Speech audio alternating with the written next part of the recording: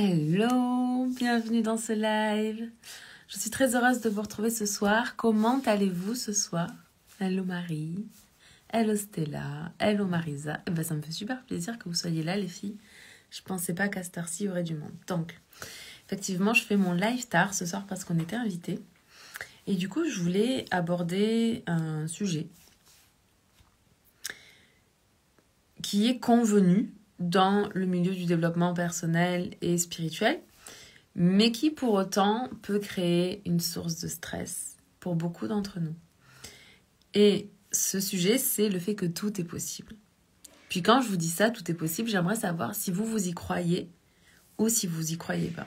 Et j'attends du coup pour voir dans les commentaires, les filles qui sont là, est-ce que vous croyez vraiment, profondément, sincèrement, dans toutes les cellules de votre corps, que tout est possible? Moi, je dois vous dire que avant d'y croire dans toutes les cellules de mon corps, j'ai commencé par y croire intellectuellement. Et puis, quand j'ai pris conscience, parce que j'ai d'abord reçu l'information, tout est possible, je me suis dit, ah, c'est cool et tout, machin, tout est possible et tout, machin. Je sais pas comment dire, c'était une idée que j'aimais bien. Voilà, au départ, c'était ça. C'était une idée que j'aimais bien. Puis à un moment donné, j'ai pris conscience qu'absolument tout était possible. Le pire comme le meilleur. Tout est possible, sans aucune limite. Il n'y a aucune limite à ce que l'on peut manifester, à ce que l'on peut créer, à ce que l'on peut vivre. Tout est possible. Quand j'ai vraiment pris conscience que tout était possible, il y a eu un mouvement de panique à l'intérieur de moi.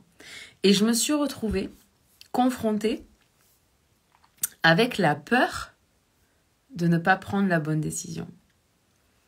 Donc c'est pour ça que je voulais vous parler de ça aujourd'hui, parce que il y a plein de livres qui s'appellent Tout est possible, il y a des podcasts qui s'appellent Tout est possible, il y a des programmes qui s'appellent Tout est possible, il y a vraiment énormément de contenu sur le fait que tout est possible, mais comment est-ce que vous le vivez? Comment, pour vous, cette information, elle résonne? Je sais qu'il y a certaines personnes qui vont me dire, mais non, Sandrine, là, tout n'est pas possible. Ça, c'est les personnes qui sont très ancrées dans le réel.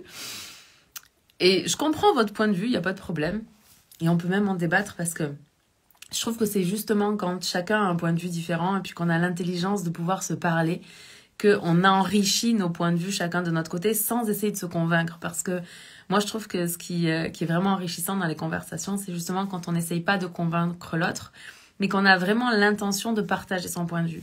Et quand deux personnes ou plusieurs personnes ont vraiment l'intention de partager leur point de vue, puis de le faire grandir, de le faire évoluer au sein d'une conversation, je trouve que c'est extrêmement puissant comme conversation. Donc, si vous pensez que tout n'est pas possible ou que pour vous, c'est pas possible, je vous entends et je vous comprends. Et vous avez le droit de penser ce que vous pensez. La seule chose que j'aimerais vous inviter à voir, c'est est-ce que dans le fait de penser que tout n'est pas possible, est-ce qu'il y a des choses que vous désirez créer, vraiment des choses qui viennent de votre cœur et que vous vous dites, bah non, c'est pas possible. Parce qu'en fait, je crois profondément, mais c'est une croyance, d'accord? C'est ma vision du monde. Je crois profondément que tout ce qu'on a vraiment envie de créer, tous les désirs qui viennent de notre cœur, on peut les créer, les manifester. On est capable de tenir l'espace pour ça. On est capable de traverser les montagnes russes, d'apprendre à surfer sur les vagues parce qu'on est destiné à manifester ce truc-là. Et dans le processus de manifestation, il y a tout un tas d'apprentissages qu'on va faire parce que c'est grâce à nos désirs finalement qu'on grandit. Si on n'avait pas de désir, si on se contentait de vivre une petite vie, et c'est sans jugement que je dis ça, d'accord, mais de vivre une vie sans désir. Une vie dans laquelle on nous dit c'est comme ça, tu vas à l'école, tu vas au collège, tu vas au lycée, ou pas d'ailleurs, il y a des personnes qui vont pas au lycée, tu fais des études ou pas, tu trouves un job que t'aimes pas tant que ça, tu fondes une famille, tu vis, tu partages du temps avec tes amis, et puis à un moment donné, tu meurs. Il y a des personnes qui vivent une vie comme ça et ça leur convient parfaitement. Mais moi, j'ai quand même la croyance que ce sont nos désirs profonds. Puis un désir, ça peut juste être le fait de rencontrer le grand amour, c'est un désir. Si c'est la chose la plus importante pour nous, c'est un désir, c'est important de le suivre. C'est important de penser que tout est possible. C'est important de croire que c'est possible pour vous de rencontrer le grand amour si c'est votre plus grand souhait. Puis, le plus grand désir de votre vie, ça peut être de devenir parent. Et pour d'autres, le plus grand désir de leur vie, c'est d'avoir une carrière ou une belle maison. Et il n'y a aucun des désirs qui devrait être jugé. Très souvent, je vois ça dans le monde spirituel, peut-être plus que dans le monde du développement personnel, où on oppose la réussite financière, matérielle, etc., au fait d'être spirituel. Puis ça fait absolument pas de sens.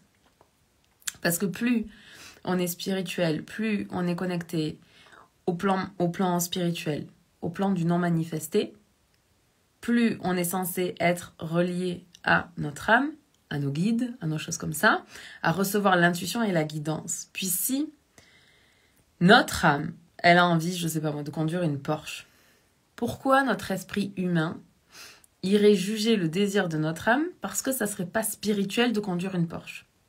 Puis vous allez me dire, oui, mais c'est pas écologique, nanana. Non, mais essayez de comprendre ce que je vous dis, parce que sinon on peut pas se parler. Donc, dans le fait que tout est possible, il y a des personnes qui vont pas croire que tout est possible. Et du coup, forcément, vous n'arriverez pas à manifester ce que vous pensez qui est impossible pour vous. Et ce que je voudrais vous inviter à faire, si vous avez fait partie de ce groupe de personnes-là, ça va être vraiment de visualiser, d'imaginer, de ressentir même, de ressentir ce que vous désirez dans votre cœur et de visualiser ce truc-là comme si c'était réalisé, puis de le nourrir. De le nourrir tellement qu'à un moment donné, ça va déborder de vous et que parce que ça déborde de vous, ça va se créer dans le monde physique. Vous allez attirer ce truc-là, vous allez manifester ce truc-là. Ça ne veut pas dire qu'il ne faudra rien faire. Vous allez recevoir des intuitions qui vont vous amener à passer à l'action, à parler à certaines personnes alors que vous n'auriez peut-être pas parlé à ces personnes-là, etc., etc. Puis vous allez voir que votre désir, il va se manifester. Si c'est un désir de votre cœur, je suis persuadée qu'on est là pour manifester nos désirs de notre cœur et qu'il n'y a rien qui est impossible pour les personnes qui cherchent à manifester les désirs de leur cœur, pas de leur mental, pas de leur ego. Là, je suis pas sûre que tout soit possible. Ou en tout cas, même si tout est possible, je suis pas sûre que c'est ce qui nous rend vraiment heureux. Ensuite, pour les personnes qui prennent conscience que absolument tout est possible et que du coup, ils se retrouvent face à un champ infini de possibilités, de potentialités. Toutes les portes sont possibles, puis c'est à nous de choisir, de faire des choix. Faire des choix, ça demande du leadership. Décider, ça demande du leadership. Et puis vous le savez, pour moi, le leadership, au-delà même du fait de décider, au-delà même du fait d'être capable de tenir l'espace pour soi-même, de se diriger, de se leader au travers des situations, des émotions, des pensées, des actions, des choses comme ça, pour obtenir le résultat qu'on veut. Au-delà même de ça, dans la prise de décision, il y a le fait d'être capable de, quand on doit prendre une décision, de se demander, ok, si j'avais pas peur, je déciderais quoi? Je déciderais ça. Ok. Donc si je décide pas ça, ça veut dire que je suis pas dans le leadership. Parce que je suis dirigée par mes peurs. Mes peurs, c'est mon pilotage automatique. C'est pas un pilotage qui est intentionnel. Je vais encore éternuer.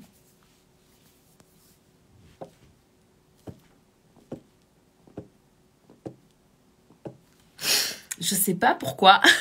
Quand je fais mes lives, c'est le moment que je décide d'éternuer. C'est pas grave. Peut-être que c'est la clim. Bon, je me concentre.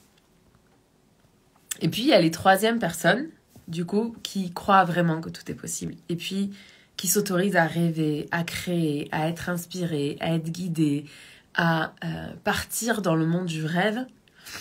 Et si vous faites partie des personnes qui ont de la facilité à partir dans le monde des rêves, votre vigilance, elle doit être sur le fait de réaliser vos rêves. Parce que les personnes qui pensent que tout n'est pas possible ont tendance à ne pas rêver. Les personnes qui prennent conscience que tout est possible, mais d'un coup, elles se disent « Mais qu'est-ce que je dois décider ?» C'est quelque chose que j'entends très souvent. Qu'est-ce que je dois décider? Quelle est la bonne décision? Et vous voyez, encore une fois, on est dans ce mécanisme où on attend de faire le bon choix. Mais la vérité à propos des choix, je vous l'ai déjà dit, c'est que sur l'instant, quand vous prenez la décision, vous ne savez pas si ça va être la meilleure décision de votre vie ou pas. Ce qui va faire que ce choix, cette décision, va être la meilleure décision de votre vie, c'est parce que derrière, vous allez vous engager pour faire en sorte que cette décision soit la meilleure décision de votre vie. C'est la seule chose qui va fonctionner. Et je sais à quel point ça peut faire peur parce que quand vraiment j'ai pris conscience que tout était possible, je suis restée comme gelée, figée. Ok, si tout est possible, alors qu'est-ce que je fais?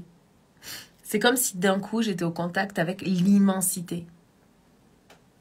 Et j'arrivais pas à savoir quelle était la prochaine action. Et donc, si vous êtes dans ce cas-là, ce que j'ai envie de vous dire, c'est juste, allez-y avec votre cœur, avec vos désirs. Je sais que très souvent, notre éducation ou la société dans laquelle on vit ou la culture dans laquelle on vit ne nous permet pas d'aller connecter avec nos désirs. C'est comme si on avait dû mettre nos désirs de côté pour grandir et devenir adulte. Et moi, je voudrais vraiment vous inviter à aller reconnecter avec qu'est-ce que vous voulez pour vous, pour les autres, pour le monde. Qu'est-ce que vous désirez? Qu'est-ce que vous avez envie de vivre? Puis de choisir un truc. Et ce truc-là, de le faire grandir à l'intérieur de vous, de plus en plus et de plus en plus, jusqu'à ce que ça déborde de vous. Et vous allez voir que dès lors que ça va déborder de vous, vous aurez l'énergie, le carburant pour passer à l'action, pour suivre ce projet, ce rêve. Mais il faut que ce désir, il prenne toute la place. Et le désir, ce n'est pas quelque chose de l'ego. Le désir, ça peut aussi être un désir du cœur, de l'âme, un désir de réalisation. C'est très important. Ok, laissez-moi savoir du coup, vous, comment est-ce que vous vous positionnez par rapport au fait que tout est possible? Comment est-ce que ça résonne pour vous? Ça m'intéresse vraiment de savoir ça, donc vraiment, partagez-moi ça dans les commentaires. Je vous aime, je vous embrasse, on se parle demain. Bye.